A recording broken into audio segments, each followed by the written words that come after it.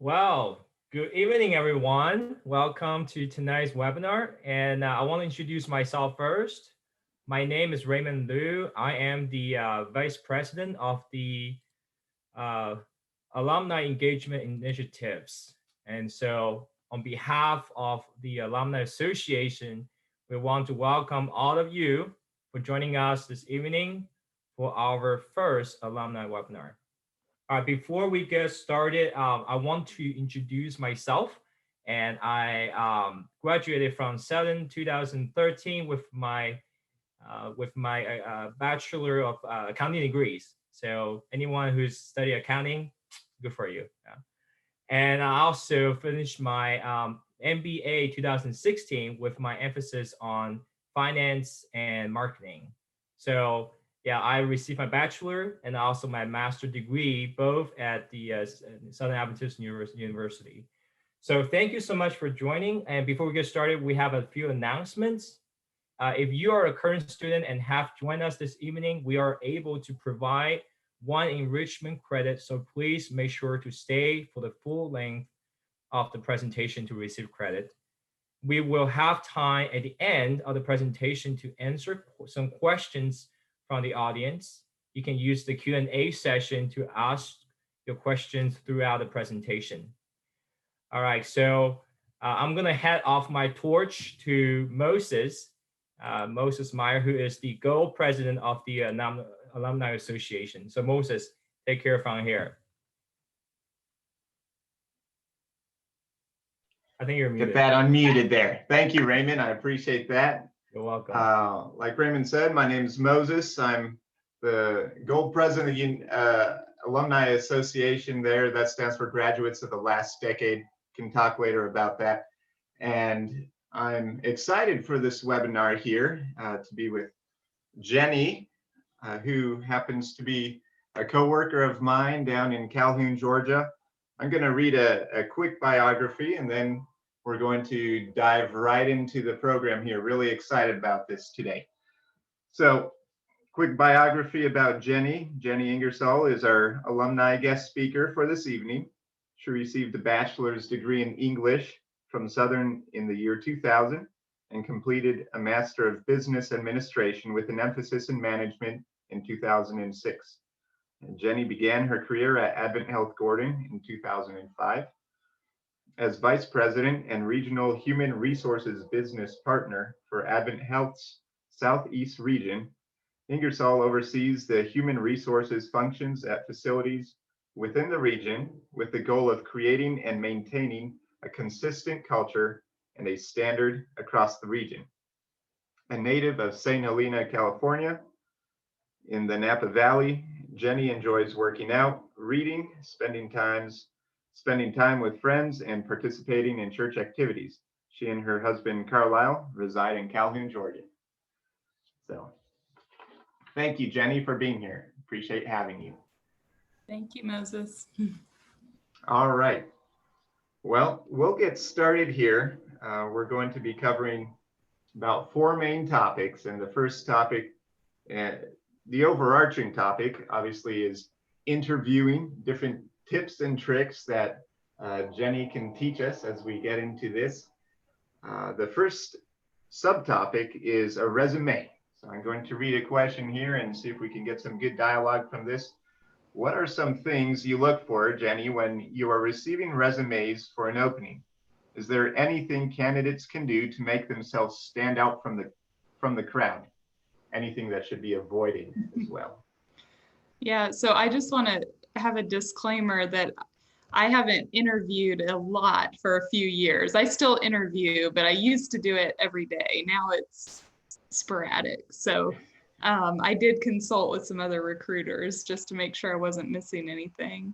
And just because some of the advice I'm giving you might be my personal preference, my opinion, there may be other people that tell you different things. So this is coming from my perspective and my team's perspective. But in regards to resumes, most recruiters get a lot of resumes in a day. So you do want to make it look nice, nothing too flashy, but a good font, good format will make it stand out. You know, I always got kind of overwhelmed if there were too many words on the page and the resume was too long. So I like somebody who can be concise, and, you know, make sure that you're thorough in what you're telling about yourself, but not tell me too much information, because I just don't have time to go read through all of it. So, you know, I often read the cover letters. So cover letters are good. That's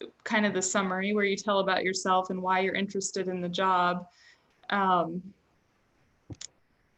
Try to avoid bad grammar and spelling mistakes, because that does stick in the recruiter's or the hiring manager's mind. You know, we want to know that you took the time to read over your resume, that you took time to craft it, to proofread it, and the job you're interviewing for or applying for is important to you. Just a spontaneous question here. Sometimes I see resumes that have different colors, different graphics on it, or even a picture. Is that helpful or is that distracting?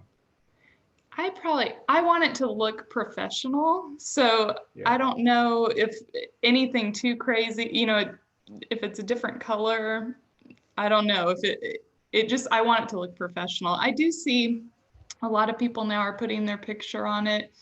Again, if you decide to do that, make sure it's a professional looking picture and not something that's going to make me think, oh, why would I want to hire that person for this job? Yes, that's a good one. And yes, as seen here in the chat, please, if you have questions throughout this process, please put them in the Q&A here, and at the end, we'll definitely try to take as many questions as we can. Really excited to have you all here. So that was the first topic of resume. The second one is preparing for the interview.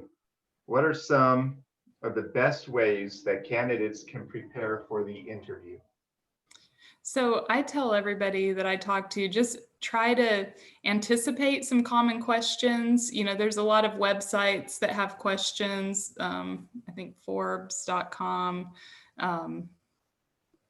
I can't remember any others offhand, but, you know, a lot of people are moving to behavioral type interviewing. So like I like to ask, I'm never going to ask a yes or no question. I always want examples. So being in human resources, I'm always interested in how people interact with each other. So I'll ask, you know, tell me about a conflict that you've had in the past with a coworker or with a friend, and how did you resolve that? Or I like to ask people about their past performance evaluations at work or things that their boss has asked them to work on. And so I would just say anticipate some of those questions and come up with some really good examples. Because I can tell you, I interviewed somebody last week actually, and when I asked to give an example of a really tough case she had worked on, the example she gave me wasn't very good.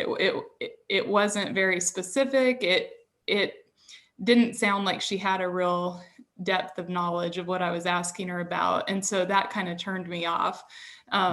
So I think a lot of people can't think on the spot, and so maybe don't come up with the best example that shows their skills. So, you know, whatever job you're thinking about applying for, you know, you can probably think of some scenarios that they might ask you a question.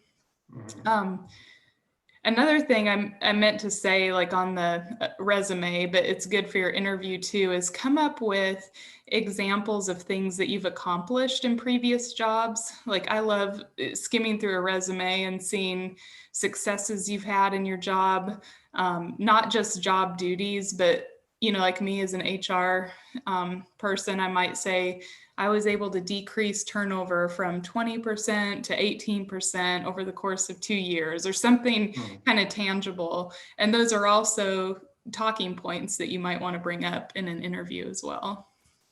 Yeah, I like that. That definitely, I think that speaks to the idea of helping you to stand out, because instead of just showing duties, it's showing, hey, I've accomplished something good. That's awesome. The other question we had with this is preparation for a virtual interview any different than an in-person interview? Very pertinent question, especially in the COVID and even going into the post-COVID era. If that ever comes, how is a virtual interview different than an in-person interview? Right. So I can tell you, I had never done a virtual interview until COVID, and now that's all we're doing until the final interview. So I actually had an open position in my department a few months ago. And so I was doing all these virtual interviews, and I can't tell you how many people did not know how to use, we use Microsoft Teams at work. They did not know how to use Teams. I interviewed several people's foreheads because they couldn't figure out how to get their whole face in the frame. They couldn't figure out how to unmute. Some of them didn't know how to even use the link, so they never showed up to the interview. And so I virtually interviewed about 5 people, and I hired the one person that knew how to use the link, got there on time. I saw her whole face. She knew how to mute. And I mean, it made an impression that she was computer savvy. She knew how to do it. She had prepared in advance. You know, I think it's important to, if you're going to have an interview, make sure you know what's going to be seen in the background of your interview. Make sure you know what the lighting's going to be like, what the sound's going to be like. You know, you can get on and kind of play around ahead of time. And I think that makes a world of difference. Yeah. Than somebody who gets on and shows me their forehead and can't hear me half the time because they've muted. Yeah. Just because it's a virtual interview doesn't mean you should wear pajamas. Right. Yes, still dress professionally and probably not just from the waist up, just in case. Yeah, you have to get up. Yeah, that's a good point. It's very different, and just taking those moments to prepare. If you don't know technology, just taking the time to figure out Teams or Zoom, whatever program that is. Yeah, it's a different age, different era with that for sure.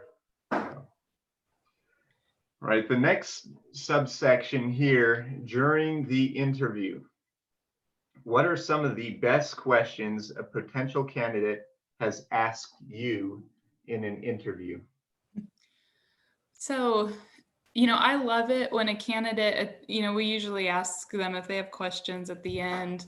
And I love it when they ask me questions that show that they've researched our company, you know, that they've gone to the website, that they know about us. And so I don't know what that might be, but, you know, for us, we're a faith-based institution. And so if somebody says, you know, I was online, I noticed you're faith-based, how does that impact the care you give your patients? You know, something that just shows me that they researched. I also really like it when they ask, you know, how do you see me being successful at your organization? What does success look like to you? What would I need to do to be successful? Or somebody recently just went around the room. We had a panel interview and they asked everybody why they worked at AdventHealth. And, you know, it was kind of us recruiting them at that point and trying to tell them why we loved working here and why we want them to come join us. So that was a fun conversation. Yeah, that's good.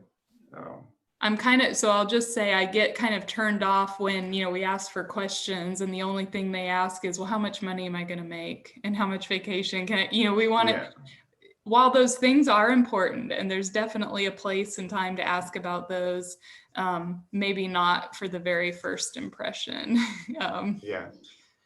Maybe wait till you get offered the job and then you can ask more questions about those things. Yeah, that's just making sure the impression of what you're asking is pertinent to how you can help the company build itself and how you can contribute to the company. What about people who come in, don't ask any questions? What does that make you? Yeah, that is, you know, I want to see them engaged in the process and to show that they really want to work there. And sometimes if there's no questions, now I will say, and sometimes they've asked the recruiter all the questions. And so I can kind of tell from the interview if they've been asking questions to the recruiter. But yes, I think it is important to show that you're interested and you're engaged and that you know something about what you're doing. Yes, yes. That's for sure. It's every organization, I guess, has its different processes. Some places aren't fortunate to have recruiters, and thankfully AdventHealth has a good vetting process with that. Yes. What are you looking for during an interview? How candidates handle or answer specific questions? Yeah, I guess what do you look for in an interview with a person? So there's a few things. Like first, I kind of look for how they're interacting with me. Like, are they able to make eye contact? Are they able to make conversation? What's their body language? Because especially where in healthcare, we want to get people with good customer service skills. We want them to be people. And so how they interact with me may be an indication of how they're going to interact with our patients or our customers. I look for, when I ask a question, I remember one interview I was in and I asked a question and 45 minutes later they finished answering, and that person did not get hired. Because you want somebody who can who's self-aware, who is concise. You don't want just one word answers, but can talk enough to tell about themselves, but not go on and on, that they know when to stop and move on to the next question. I made a couple notes. I'm making sure I didn't miss anything. I think those are the big things. And then, coming up with good examples, like I talked about, to really show their strengths and their abilities in their jobs. I also really appreciate vulnerability in an interview. If somebody comes across as too confident and doesn't have anything bad to say about themselves, I'm not going to trust them. And so if I'm talking about, like I think I told you, one of my favorite questions is to, tell me something that was on your last performance evaluation you were asked to work on, or tell me something your boss has asked you to work on in the past or improve on. And if they tell me something honestly, it really impresses me. And especially if they say, let's say my boss told me I needed to work on my attendance. I was coming in late every day. So I started setting my alarm earlier, adjusting my day so I made sure I was on time. If they can show me how they combated that weakness, that's very impressive too. Yeah. So I kind of look for, are people just telling me what they think I want to hear, or are they being really honest with me? Sometimes there's that question, people say, what's your greatest weakness? And people say, oh, well, I work too hard. I've always thought that was a bit of a cookie cutter fake answer, so to speak. Yep. Yeah. I want the real thing. Right. Do you find that too much honesty has ever made you turn away a candidate? Yeah, there can be too much honesty too. That's where the self-awareness comes in. Yes. Like you can overshare for sure. There's things I don't need to know. Yeah. Don't talk for an hour. Yeah. And be self-aware. I like that.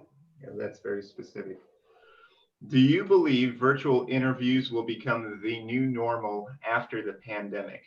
If so, what can a potential candidate do to help themselves stand out during a virtual interview? So I actually really hope they don't become the new normal, because I think you can tell so much more about a person by being in person.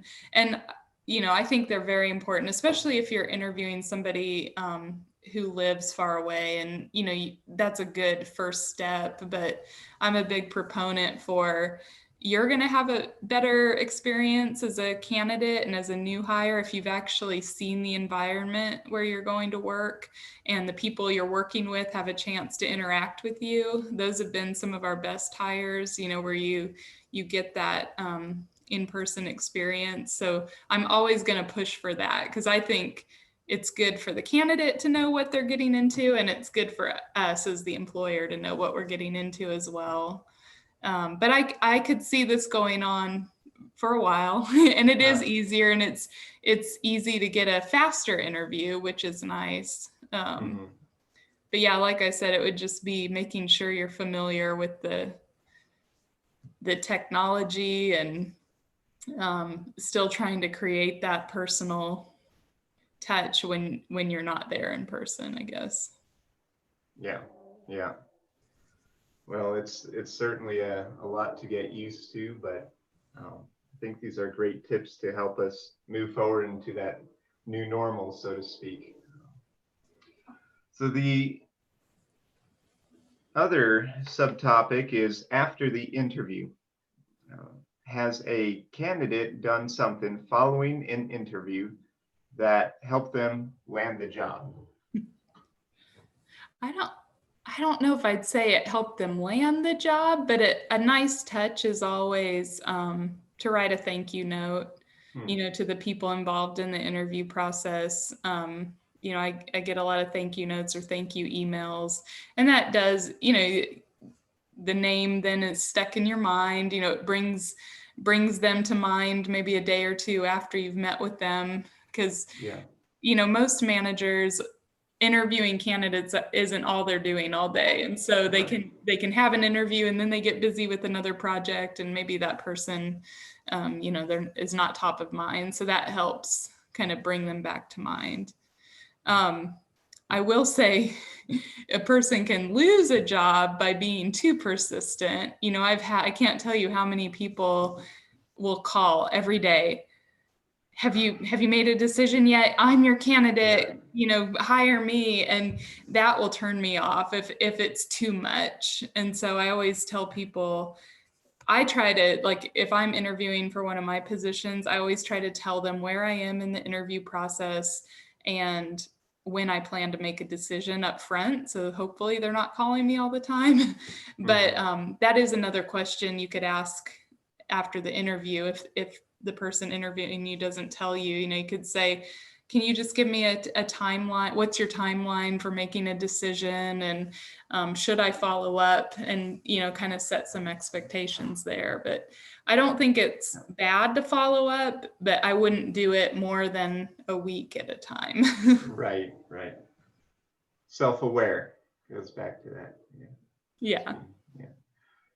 What about a handshake? I know we don't do handshakes now, and over obviously virtual interviews, you can't do a handshake, but has that ever made you think, oh, that's a good person because that's a good handshake?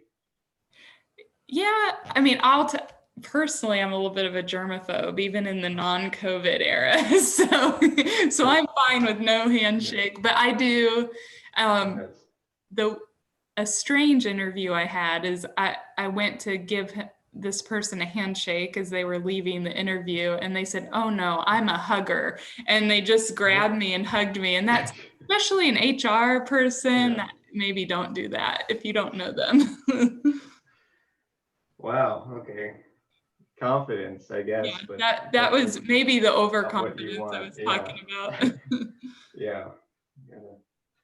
Going back to self-aware for sure, especially in HR there. Another question we had here is, what should a candidate do if they haven't heard back from a company regarding a decision on their application? I think we talked a little bit about this. Is there an appropriate timeline to follow? Yeah, like I said, I mean, for me personally, if they contacted me more than once a week, it was a little much. And especially if I had given them a timeline, I probably won't know until the end of the month. If they keep following up, that's a little too much. But if I haven't given them a timeline, I would think once a week is appropriate. Yeah. That's good.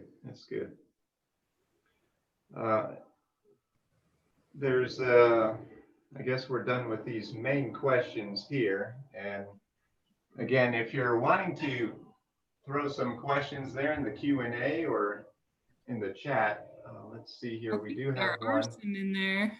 in the chat. Says, can you provide any tips or advice on how prospective RNs should present themselves in their attire?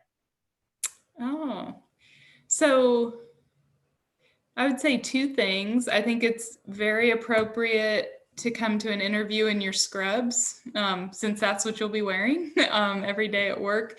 But we also get a lot of RNs that come to interview and they're in, business casual, and that always makes a good impression as well. So I would say either of those are very appropriate.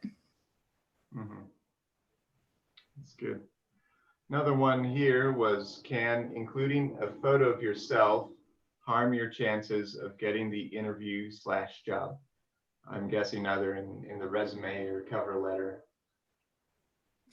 So from the HR side, I'll just say as an HR professional, photos are tricky because it can lead to all kinds of discrimination issues. So they always scare us a little bit, but I wouldn't say it would hurt you unless it's like a non-professional looking photo maybe, but I always like them personally, just to kind of see who I'm talking to when I call them. But as you can imagine, it then helps it makes the age brackets kind of obvious. There's a lot of things that then could come back as a discrimination issue if they're not hired. Yeah. I wanted to go on a tangent speaking about photos. How often do you think that hiring people who are hiring, or perhaps yourself, look at social media to determine whether this person is qualified or not? So it's funny you said that, because I was doing a little stalking tonight on a potential candidate, but there we go. I will say social media can get people in trouble, or we often, not just HR, but the managers, they can search around and find pictures, or they find out who by seeing who follows you on social media, and then they may reach out to them and they can get information that you don't even know they're getting. So I encourage everybody who's looking for a job to just make sure all of your photos are appropriate. What you say on social media, I get really turned off by negative comments that people, I know you've all seen them, people who they may not even be angry, but they complain on social media, or they cuss, or complain about work. That's when I'm like, oh, that's a really disgruntled employee, and they're complaining about work in a public setting. Like, I don't know that I'd want them here. So just be very cognizant of what you post on social media, because even if it's private, people have a way of finding out. Mm-hmm. Yeah. Once it's posted, it's out there for people to see. Screenshotting. I can't tell you how many screenshots I get sent to me. Oh, no. Yeah, I guess especially in a small town, there's a lot of connections there. Yep. We had a question here. What kind of areas do I focus on to give the interviewer feedback about myself where I do not have identifiable projects or accomplishments beyond providing excellent patient care for years?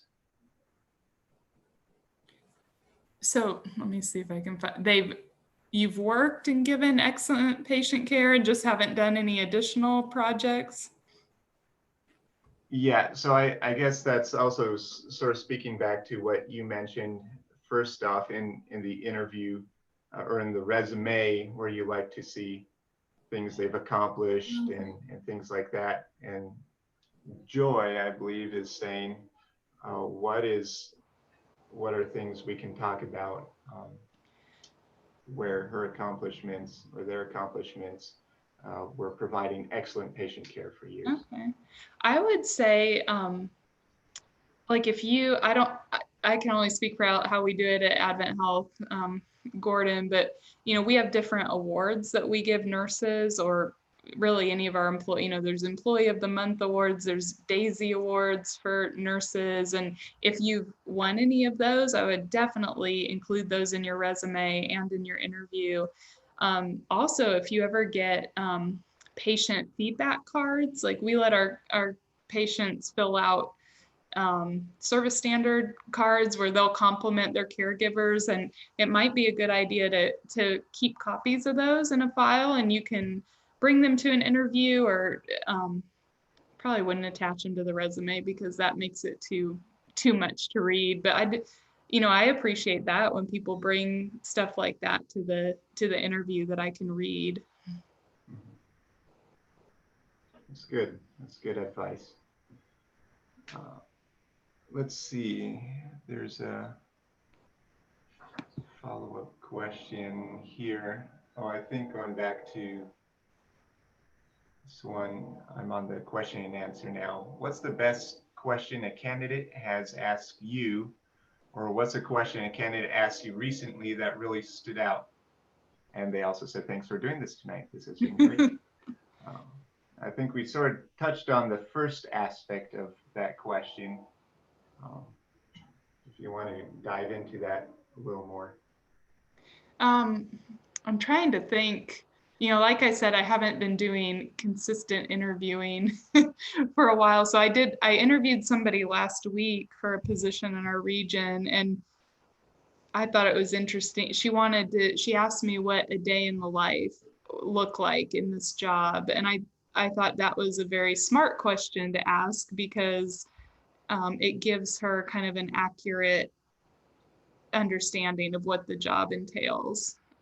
So I appreciated that question. And then, like I said before, I always like it when they ask the people interviewing them what they like about the job, and what keeps us here. Somebody asked us all to tell how many years we've been working there, and then what had kept us at AdventHealth for that long. Mm-hmm. It looks like there was a question to follow up on the one we had about including pictures in resumes.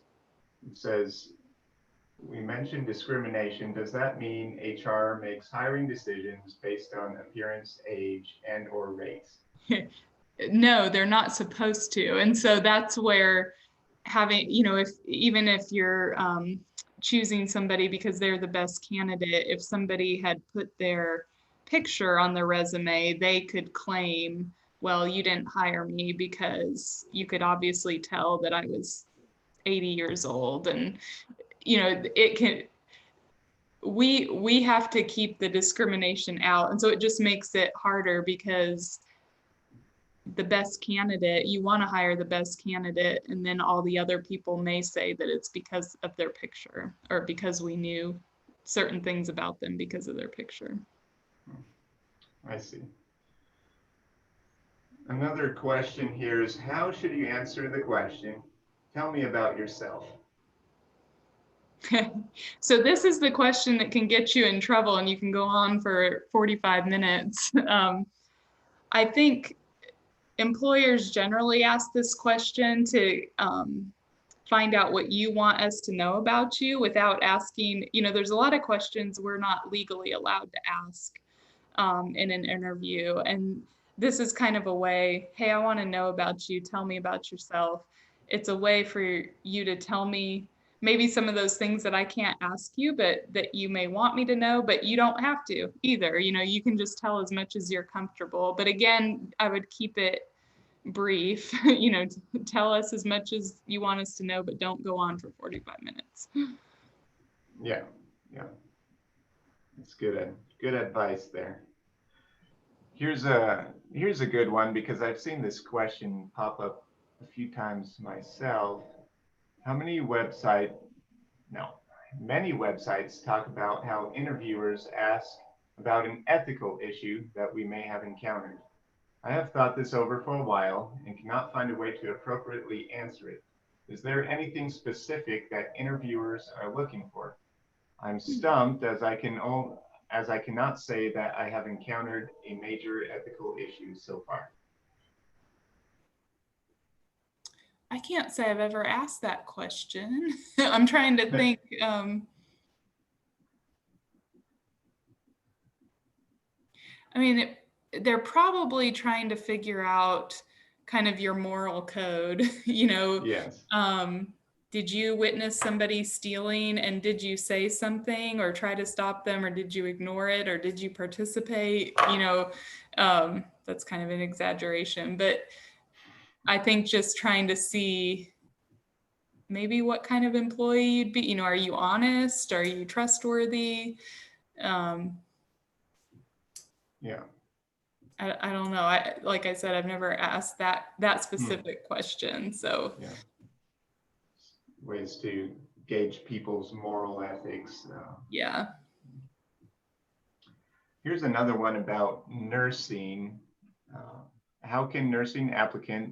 What can nursing applicants do to boost their resume, such as participating in outreach activities, leadership opportunities, etc.?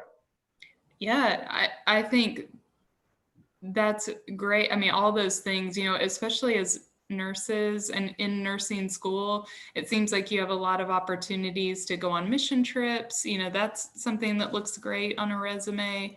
To help out at maybe the free clinics. I know we had some nursing students helping at our COVID vaccine clinics, anything like that. And anytime you get a chance to volunteer, do it. And, leadership opportunities, if you've been in student association, class leadership, church leadership, those are all really important things. We like to see that you're well-rounded and involved in different things like that and willing to help. Yes. Looks like we did miss a question from earlier. And this is going back to the thank you cards or emails, if you do write a thank you email, what would be appropriate to say while being respectful of boundaries? I mean, simple is good. The email I got after my interview last week just said, I just wanted to thank you for taking time out of your day to meet with me. I appreciated the time. I enjoyed meeting with you. It was a panel interview, so she mentioned who she met with, and I really hope that I get to work with you in the future. Mm-hmm. Some people will say, after hearing more about the job from you, I'm very excited. I think this would be a great fit for me. I hope I can work with you in the future. Just something simple, and humble, not assuming that you got the job, but just expressing your continued desire. Right. I like that. It's simple, and like you said earlier, it keeps their name in your mind a couple days later as well, and it's just an extra token of, oh, this person really puts the extra step to get something done. This one's an interesting question. Has a candidate ever screwed up their chances by saying something, and they put in brackets, dumb, after an interview has concluded? After, That'd be awful. Like, great interview. Yeah. Good to meet you. I don't know if anything stands out. I will tell you, like, one interview that stands out, and he came in, so I didn't mention that I encourage you not to chew gum during your interview. It's just not very professional and can be distracting. So this one guy came in to interview with me once, and I noticed he had gum, and he was very nervous, and I could tell he was nervous and maybe needed some water. So I went and got him some water, and I guess somehow when I wasn't looking, he stuck his gum on the bottom of the cup that I gave him. And so when he left, he picked up the cup. He had set it on my desk. We were at a little desk in my office, and he set it down, and he got up to leave, and he pulled it up, and there was a big string of gum going from my desk to the cup. And that it was an impression, but maybe not a great one. Yeah. Wow. That's a tough moment. Hard to come back from that one. It was a good laugh. Yeah. But yeah, I Good. can't think of anything that anyone said anything inappropriate Yeah. or dumb. I was gonna say, going back to after the interview, I have had a few people who I've interviewed go and then try to um, search me out on social media and follow me or friend me, and that's probably not, if they're not hired yet and we haven't had previous interactions or a previous friendship, that's probably not something you want to do. Wait till you get Yeah. hired, because then it just seems a little creepy. Yeah. I can see that. Yeah, that's certainly happened. Uh, Real quick, the gum person, did they get hired? Huh? Did they get hired, the They gum did not person? get hired. Ah, don't chew gum. Yeah, don't We're chew to the gum. wise. Don't put it on my desk. Yeah, especially that. Let's see. How can we answer the question, what are your greatest strengths, without sounding too confident or arrogant while trying to express our greatest qualities? Um, See, the way I always ask that question is I'll say, what have your previous supervisors or teachers praised you for?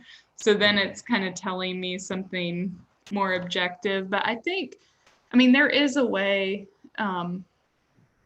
You may think, you have 10 or 20 strengths. I'd probably pick your biggest ones. Don't just go through a big list. Go through your biggest ones and the ones that are most relevant to the job you're applying for. And then I think it's just, say, well, I've been told, that I'm really good at listening. I think that's a skill of mine. I've really tried to focus on that. Try to have as much humility as possible. Or, I think it's important to be confident, but you don't want to be cocky. And there's a fine line. Right, right. Yeah, that's good. Well, we'll take a couple more questions here. Uh, let's see. I think these two sort of tie in together. What are some things that can negatively affect someone's resume? So the biggest thing that I look at and that kind of gives me a red flag is how long you've been at your previous jobs. And so if I'm looking through a resume and I see that each job they're at for a year or less, they're not going to be a top candidate of mine.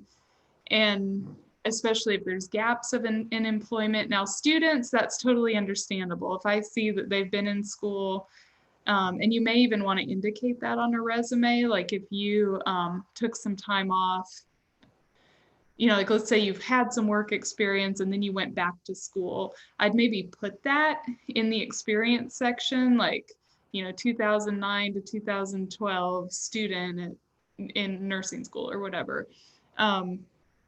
Because it is a big red flag when I see people jumping around or with gaps of employment. Something that we see a lot are parents that stay home to raise their kids and so there's a big gap of employment, but I like it when they include that in the resume, that they were working at home with their kids or something. Yes. It's a big job. So that I don't, they might not get a phone call if I think that it's a red flag. So try to include that all. Yeah. Be specific about that. All right, we'll take one more question here. And I know we sort of have talked about this in bits and pieces, but last thoughts on what are some good ways to stand out in an interview? So I would say, like I said just a few minutes ago, be confident, but not cocky. So I want to believe that you're a regular human being and that I can relate with you. But somebody who tells me they're horrible, I had somebody do that before too, and just, oh no, I'm horrible at that. I'm horrible at that. I want to know what you're good at. I want to know that you're confident in your abilities, but also that you're going to take feedback, that you don't think so highly of yourself that you don't think you could ever do wrong, and that you won't take constructive feedback. So, that confidence, make eye contact, just try to have a good rapport with who's interviewing you. I think that all makes you stand out. Yeah. And don't chew gum. And don't chew gum. Yeah. That'll make you stand out, but not in a good way. Yeah. Yeah. Don't want to be remembered as the gum guy. Yeah. Well, I appreciate everyone's thoughts and comments here. And Jenny, we certainly appreciate you taking the time to share your wisdom with us. This was very educational for me. And I know there were a number of participants here who commented that they were thankful for your thoughts. And so we're very glad that we were all able to gather here together. I believe that we will end now, but we hope that we can gather again for another webinar in the future. And if you have more questions, feel free to reach out to the alumni office, and we can send them on to Jenny as well. And if you want to come work at AdventHealth, you can come interview with Moses or me. We've got lots of jobs open right now. And now you know how to interview at AdventHealth especially. All right. Well, thank you all, and you have a wonderful evening, rest of your week. We'll see you later. Bye.